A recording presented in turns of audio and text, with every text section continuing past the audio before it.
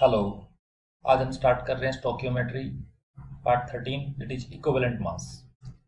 Equivalent mass एक काफ़ी important topic है स्टोकियोमेट्री में।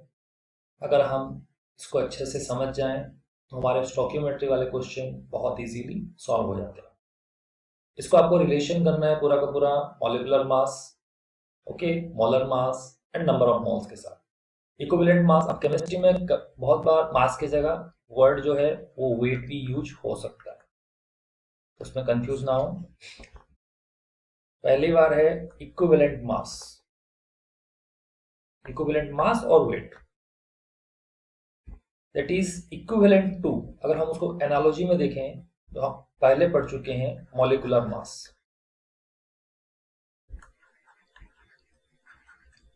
दूसरा है ग्राम equivalent mass.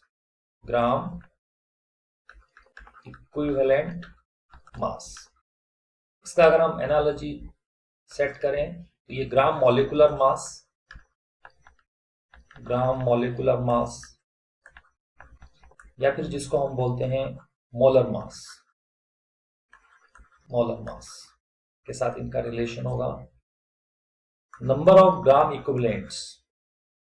Number of gram equivalents, और नंबर ऑफ इक्विवेलेंट्स भी बोलते हैं, नंबर ऑफ ग्राम इक्विवेलेंट्स।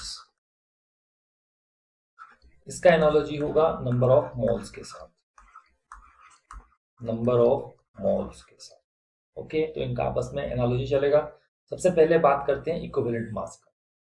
अब इक्विवेलेंट मास पता होने के लिए हमको एक दूसरा वर्ड पता होना चाहिए, वैलेंसी फैक्टर।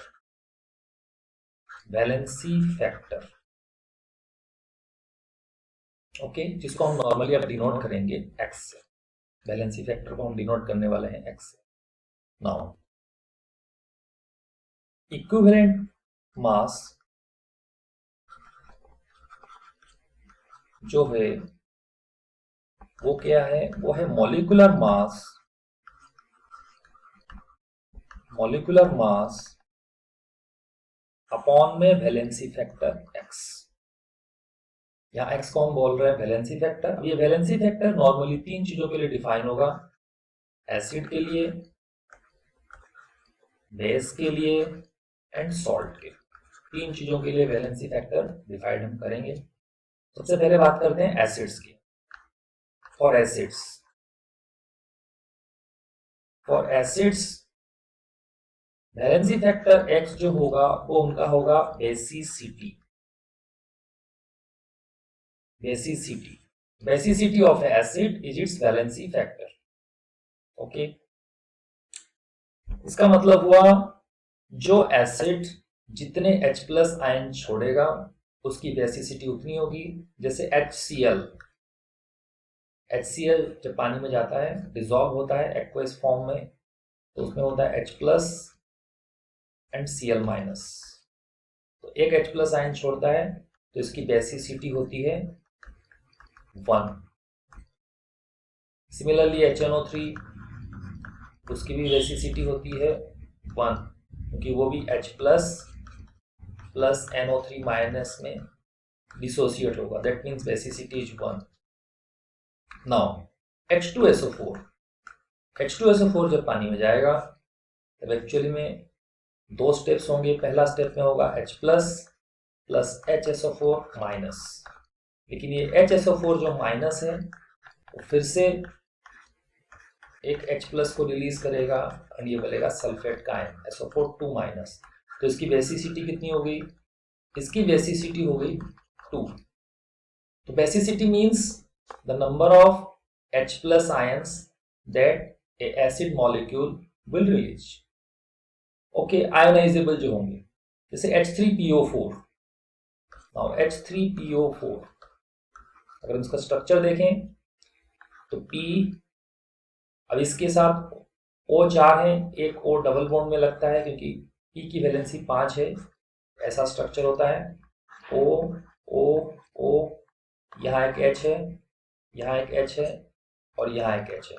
मतलब ये तीनों के तीनों H रिलीज हो सकते हैं क्योंकि तीनों के तीनों H more electronegative element oxygen के साथ अटैच में। ऑक्सीजन काफी इलेक्ट्रोनेगेटिव है जिसकी वजह से इलेक्ट्रॉन शिफ्ट इधर की तरफ होगा, डेल्टा नेगेटिव। यहाँ भी डेल्टा नेगेटिव, यहाँ भी डेल्टा नेगेटिव, और इनके अंदर डेल्टा पॉजिटिव चार्ज आएगा और ये आयोनाइज हो सकते हैं, मतलब आराम से रिलीज हो सकते हैं। तो बेसिसिटी कितनी होगी? Basicity is 3। Okay, similarly H3PO3, H3PO3 जब हो रहा है, यहां पर क्या हो रहा है कि P यहां पर है, डबल बॉन्ड में O है, बॉन्ड ऐसे क्योंकि वैलेंसी 5 है, इस केस में भी फॉस्फोरस की, यहाँ एक O लगा हुआ है, यहाँ एक O लगा हुआ है, यहाँ एक H डायरेक्ट लगा हुआ है। ओके, यहां पर क्या होगा, ये वाला, ये दोनों H जो हैं, ये वाला और ये वाला, ये दोनों H आयोनाइज हो सकते हैं, पर ये वाला H क्योंकि ये लेस इलेक्ट्रोनेगेटिव सेंट्रल एटम से लगा हुआ है P से, तो ये आयोनाइज नहीं हो सकता। इसका मतलब बेसिसिटी कितनी हो गई? बेसिसिटी हो गई 2। जो एसिड की बेसिसिटी होगी वही उसका वैलेंसी फैक्टर होगा। इसका मतलब वैलेंसी फैक्टर, अब इससे क्या होगा, इससे हम इक्विवेलेंट मास निकाल सकते हैं। तो हमारा जो फॉर्मूला था इक्विवेलेंट मास अगर हम निकालना चाहें HCl का, तो HCl का जो मॉलिक्यूलर मास होता है वो कितना होगा? 35.5 + 1 36.5 बाय 1, क्योंकि बेसिसिटी इसकी 1 है, तो इसका इक्विवेलेंट मास भी 36.5 U है, क्योंकि इक्विवेलेंट मास है। यही चीज अगर ग्राम इक्विवेलेंट मास होता, ग्राम इक्विवेलेंट मास होता, तो यही क्या बन जाता? 36.5 ग्राम। तो इसकी एनालॉजी किसके साथ है? मॉलिक्यूलर मास के साथ। और इसकी एनालॉजी किसके साथ है? इसकी एनालॉजी है मोलर मास के साथ। Molar mass of 1 mole of the substance. Okay, तो ये हो गया। अब सिमिलरली इक्विवेलेंट मास अगर हम निकालना चाहें, इक्विवेलेंट मास H2SO4 का, H2SO4 का मोलर मास 2 × 1 प्लस सल्फर 1 है, 1 × 32 प्लस ऑक्सीजन 4 है, 4 × 16 अपॉन में इसकी बेसिसिटी 2। तो ये कितना हो चुका है? यहां अगर हम कैलकुलेट करें तो ये हो गया 2 + 32 + 64/2, ये हो गया 34 98/2। That means it is 48। अगर इक्विवेलेंट मास है तो U लगेगा, अगर ग्राम इक्विवेलेंट मास है, ग्राम इक्विवेलेंट मास, तो हमको यूनिट लगाना है ग्राम, 48 ग्राम। ओके, ये हो गया इक्विवेलेंट मास का कॉन्सेप्ट। ये हो गया एसिड्स के लिए। नाउ बेस के लिए, for base valency factor is equal to acidity of the base। जैसे एसिड के लिए डिफाइन है बेसिसिटी, वैसे ही बेस के लिए डिफाइन है एसिडिटी। जैसे NaOH जब एक्वस सॉल्यूशन में जाता है तो Na+ OH-, कितने हाइड्रोक्सिल आयन रिलीज किया? 1। तो इसकी एसिडिटी कितनी होगी? It's acidity is 1। अगर हम यहीं पर बात करें AlOH3, जब ये एक्वस फॉर्म में जाएगा तो ये क्या होगा? Al3+ + 3OH-। इसका मतलब इसकी एसिडिटी कितनी होगी? इसकी एसिडिटी हो गई 3। ओके, तो एक्स फैक्टर इसका हो गया, इसका एक्स फैक्टर हो गया 1, इसका एक्स फैक्टर मतलब वैलेंसी फैक्टर हो गया 3। नाउ फॉर सॉल्ट्स,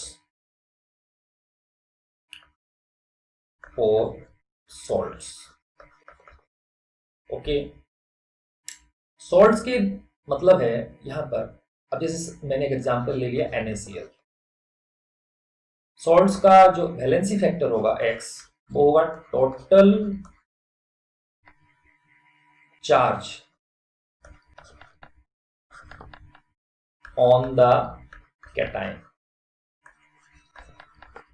मतलब कैटायन के ऊपर कौन सा चार्ज होगा? Positive charge. या फिर इसको हम ऐसे भी लिख सकते हैं कि total charge on the anion, और एनायन के ऊपर कौन सा चार्ज होगा?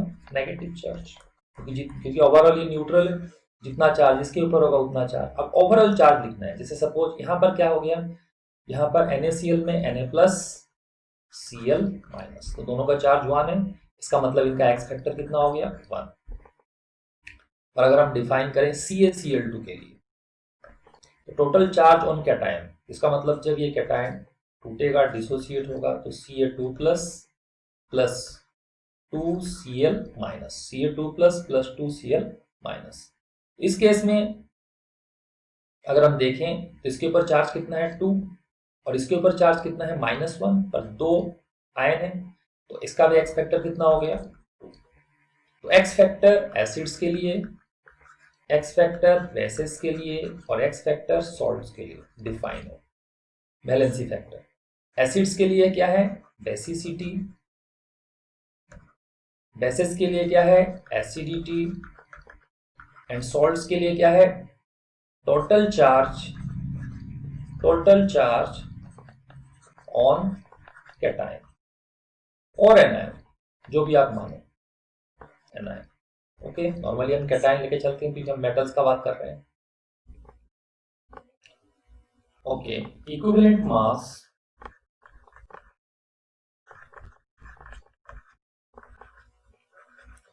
Depends on the reaction. Equivalent mass reaction पे डिपेंड करता है, रिएक्शन किस तरह का हुआ उसके हिसाब से इक्विवेलेंट मास निकलेगा। जैसे एग्जांपल लेते हैं, H2SO4 का रिएक्शन हुआ KOH के साथ, temperature less than 200 degree Celsius. Then again H2SO4 का रिएक्शन हुआ KOH के साथ and temperature greater than 200 degree Celsius. यहाँ जो एंड प्रोडक्ट होगा वो होगा KHSO4 प्लस H2O, और यहाँ जो एंड प्रोडक्ट होगा वो होगा K2SO4 प्लस H2O। ऊपर वाला इक्वेशन ऑलरेडी बैलेंस, नीचे वाले इक्वेशन में K2 है तो यहाँ 2 और यहाँ बैलेंस। इस वाले इक्वेशन में क्या हुआ, क्योंकि टेम्परेचर कम था तो सिंगल ब्रेकअप हुआ H2SO4 का, तो H2SO4 ने क्या किया, उसने दिया H+ एंड HSO4-, मतलब बेसिसिटी कितनी हो गई? 1। बेसिसिटी अगर 1 हो गई तो उसका इक्विवेलेंट मास कितना आ गया? 98। यहाँ क्या हुआ, यहाँ उसने दिया 2H+ प्लस SO4 2-, तो बेसिसिटी कितना हुआ? यहाँ पर बेसिसिटी हुआ 2, तो इक्विवेलेंट मास कितना आया? इक्विवेलेंट मास आया 49। Equivalent mass depends on the end product और द रिएक्शन। रिएक्शन में क्या चीज बना उसके ऊपर इक्विवेलेंट मास डिपेंड करता है। ओके, नाउ जैसे हम निकालते हैं number of moles, number of moles जिसको नॉर्मली हम डिनोट करते हैं N से, वो होता है given mass upon molar mass, given mass upon molar mass. Similarly number of equivalents, number of equivalents या फिर नंबर ऑफ ग्राम इक्विवेलेंट्स भी बोल सकता है, नंबर ऑफ ग्राम इक्विवेलेंट्स वो क्या होगा? वो होगा गिवन मास अपॉन में, गिवन मास अपॉन में ग्राम इक्विवेलेंट मास, ग्राम इक्विवेलेंट मास। ओके, अब हम इन दोनों को रिलेट करना चाहते हैं कि नंबर ऑफ मोल्स और नंबर ऑफ ग्राम इक्विवेलेंट में क्या रिलेशन। अगर हम पहला फॉर्मूले पे जाएं, सबसे पहले फॉर्मूले में, वो फॉर्मूला क्या था? इक्विवेलेंट मास क्या होता है या फिर gram equivalent mass? Equivalent mass is equal to molecular mass. अगर मैं ग्राम इक्विवेलेंट मास लूं तो gram equivalent mass is equal to molar mass by x, x means valency factor. इस वाले इक्वेशन में अगर मैं इसको रिप्लेस कर दूंगा, दैट इंप्लाइज अगर मैं इसको रिप्लेस कर दूं यहाँ पर नंबर ऑफ ग्राम इक्विवेलेंट, इसका फॉर्मूला क्या है, गिवन मास, तो मैंने लिखा given mass and in place of gram equivalent मास, ये जो ग्राम इक्विवेलेंट मास है इसमें क्या लिख सकता हूं, मैं इस चीज को रिप्लेस कर सकता हूं, तो मैंने रिप्लेस कर दिया, मैंने लिखा मोलर मास अपॉन में एक्स। ये जो अपॉन में एक्स है इसका मतलब क्या हो गया, इसको मैं फिर से रिवर्स कर सकता हूं, number of gram equivalent is equal to, x reverse होके ऊपर चला जाएगा, तो given mass upon molar mass into x now given mass upon molar mass, ये चीज क्या होती है, given mass upon molar mass जो होता है that is number of moles, this is number of moles. Okay, इसका मतलब number of gram equivalent, number of gram equivalent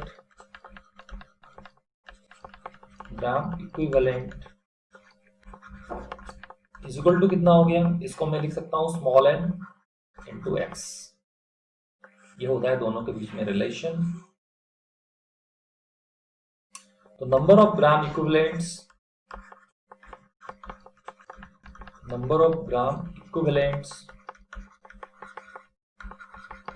is equal to n, means number of moles of the same substance into valency factor, okay. अब एक question करते हैं, suppose question बोला हमको, जैसे मैं क्वेश्चन ले रहा हूं,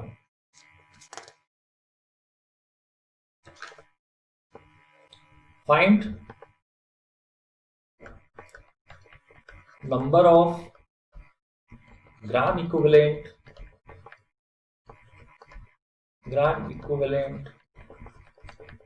in 2 moles of H2SO4, तो नंबर ऑफ ग्राम इक्विवेलेंट निकालना है, number of gram equivalent is equal to number of moles, कितने 2, and valency factor, normal valency factor, कुछ कंडीशन नहीं गिवन है तो normal valency factor of H2SO4 is 2, that means number of gram equivalent is equal to 2।